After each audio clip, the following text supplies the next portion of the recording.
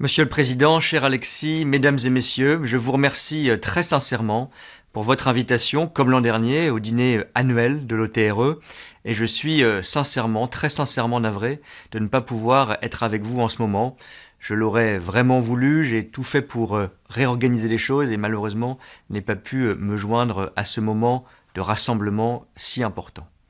Je suis certain que nous trouverons prochainement d'autres occasions pour nous retrouver comme nous le faisons si régulièrement depuis 15 mois désormais que je suis ministre des Transports.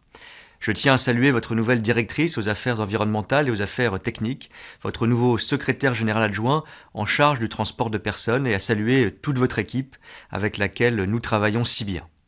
Comme vous le savez, le verdissement des flottes de véhicules lourds est aujourd'hui un enjeu essentiel et nécessite des investissements importants qui doivent mobiliser tous les acteurs, les transporteurs bien sûr, mais aussi les constructeurs et les clients. L'État est là, l'État sera là financièrement à vos côtés, comme l'illustre notamment l'appel à projet écosystème des véhicules lourds électriques doté de 60 millions d'euros pour 2023, qui permettra de financer l'acquisition de plus de 600 camions et autocars, ainsi que le déploiement des infrastructures de recharge associées. Une seconde relève est en cours d'instruction, et je vous le dis, son montant sera significativement relevé pour 2024 et dans la durée, car nous devons vous accompagner plus, mieux et longtemps. L'État sera là aussi pour s'assurer bien sûr que cette transition a lieu en pratique et en vous accompagnant pour répercuter de façon juste les coûts associés à vos clients. Je le sais, vous avez à mes côtés discuté longuement de la question de la TICPE et de la suppression potentielle de cet avantage fiscal, avantage entre guillemets. Nous construirons cette trajectoire jusqu'en 2030, mais nous le ferons avec vous et pas contre vous. Et je me suis battu à vos côtés pour que, en 2024, il n'y ait pas d'évolution de cette mesure, car nous avons besoin de favoriser la transition, de faciliter l'investissement avant d'avoir des mesures de révision de la situation existante. Nous continuerons ce travail avec ce même sens de la coopération, de l'équilibre et de l'accompagnement. La décarbonation des transports prend aussi d'autres formes que la conversion des flottes. Par exemple, depuis un an, l'éco-conduite fait désormais partie des enseignements professionnels obligatoires des conducteurs routiers. Les entreprises se sont engagées depuis longtemps et tous les conducteurs en auront bénéficié d'ici la fin du quinquennat dans le cadre de cette formation continue obligatoire. En effet, le transport routier, ce ne sont pas que des véhicules, ce sont avant tout des femmes et des hommes qui sont au service de tous.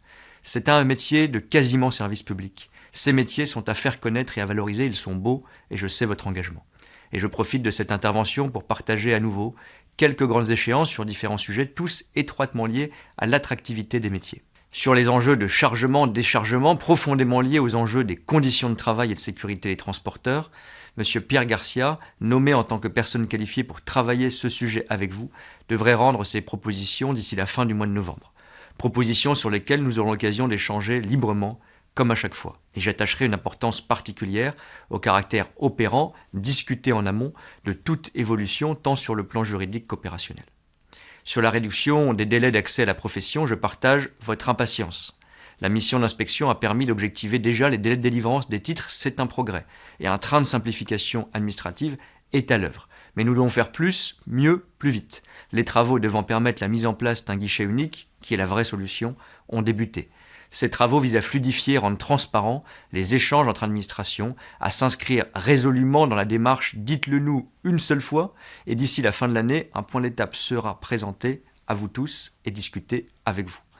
Nous avons pu collectivement nous féliciter du nouvel accord trouvé sur le CFA, accord qui est dorénavant étendu et qui s'applique aux conducteurs du transport routier de voyageurs et de marchandises, y compris ceux du déménagement et du transport de fonds et valeurs.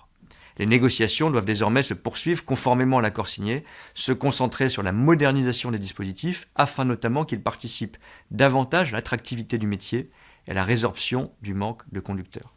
Un successeur à M. Aprédéris, dont je veux saluer le travail, est en train d'être identifié afin qu'il puisse vous accompagner dans cette seconde phase, comme je m'y suis engagé.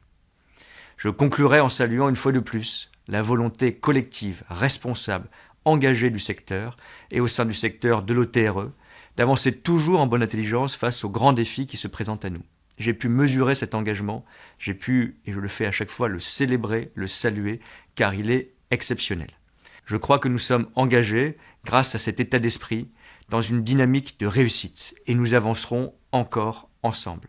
Je partage votre optimisme qui est nécessaire, car oui, le transport routier est un secteur d'avenir pour l'emploi, pour l'écologie, pour le service de notre pays. Merci d'y être si engagé. Vous pourrez compter sur mon engagement à vos côtés. Je vous remercie.